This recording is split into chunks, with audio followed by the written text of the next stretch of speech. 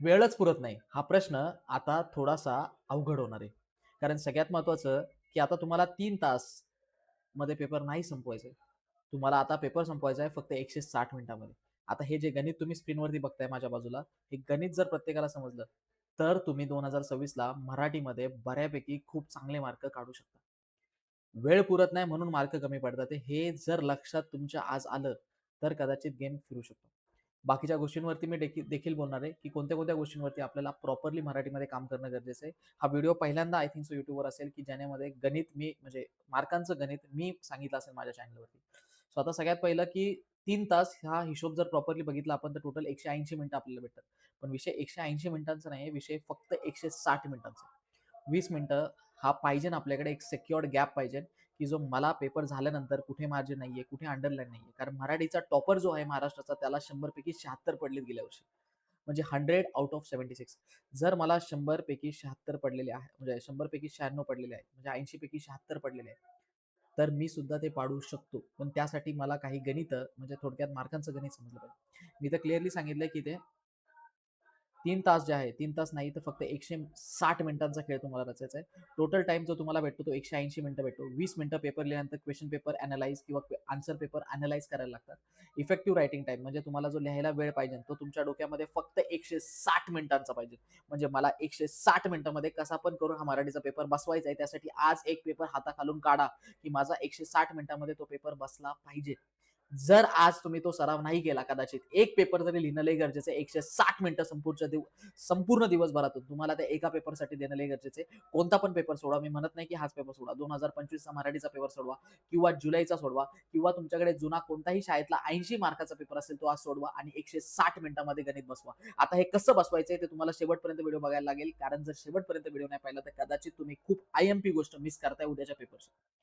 आता 160 मिनिटं हे 80 मार्कांना जर आपण भाग दिला बरोबर. जर तुम्ही प्रॉपरली पाहिलं, की मी तर 80 ला भाग दिलेला आहे 160 ने. तर तेव्हा मला हे एक गोष्ट समजली, की 1 सेकंड मी फक्त माझी फॉन्ट 160 मिनिटांना जेव्हा मी 80 मार्कांनी भाग दिला, तेव्हा मला एक कळलं, की 2 मिनिटं मला एका मार्कासाठी भेटतात.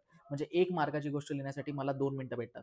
फॉर एक्झाम्पल स्वमत हे 2 मार्कासाठी येतं. म्हणजे मला सगळ्यात पहिली ही गोष्ट समजली, की 2 मार्काच्या स्वमताला मी जास्तीत जास्त 4च मिनिटं देऊ शकतो. मग त्या 4 मिनिटांमध्ये मी किती लाईनी लिहिल्या पाहिजे हे तुला आज बघायचंय. जे वर्षभर तू नाही पाहिलं ना, ते गणित आज तुला समजून घ्यायचंय. 1 मार्कांना 2 मिनिटं भेटणार, 2 मार्कांना 4 मिनिटं भेटतात, 4 मार्कांना 8 मिनिटं भेटतात आणि 8 मिनिटाला 15 ते 16 मिनिटं अप्रॉक्सिमेटली भेटतात. शेवटचा जो प्रश्न असतो आपल्या म्हणजे कॉम्प्रिहेन्शन मधला तो असतो 8 मार्काचा.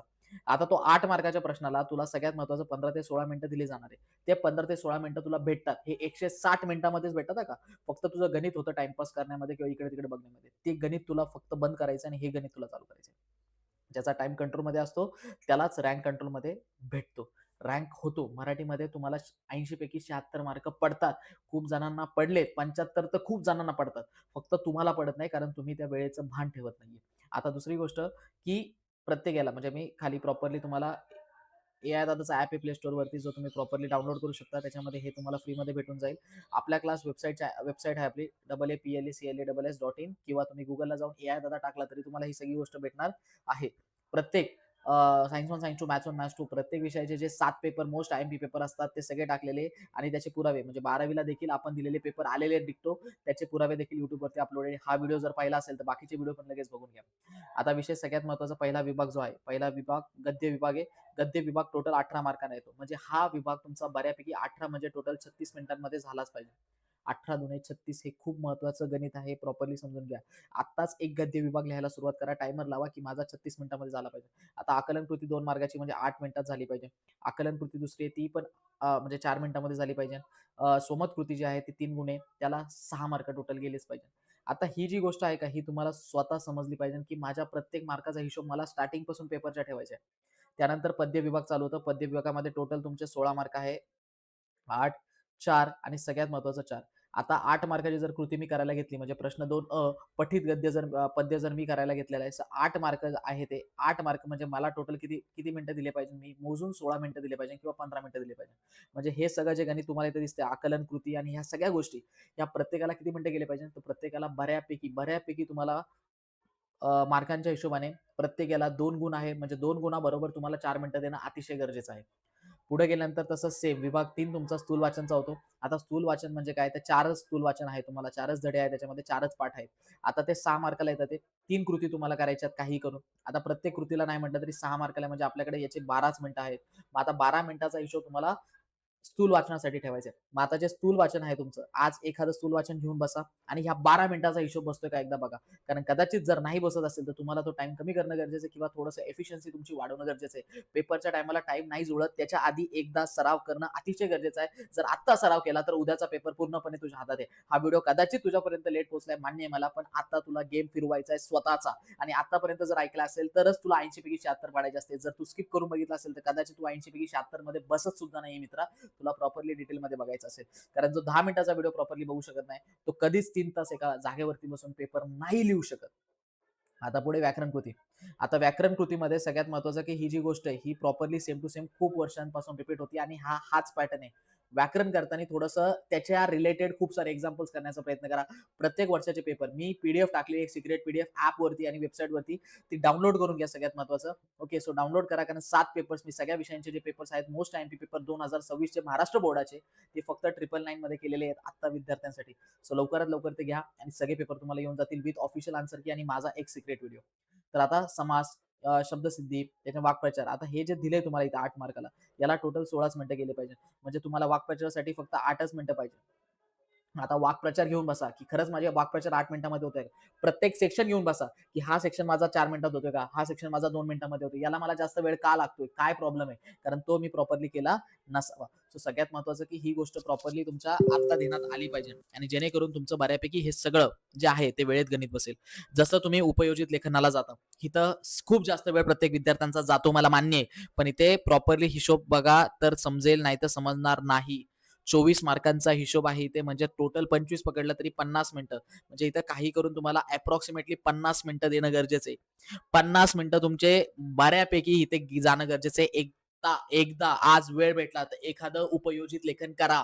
आणि उपयोजित लेखन असं करा, की मला 50 मिनिटाचं घड्याळ लावून बसायचंय.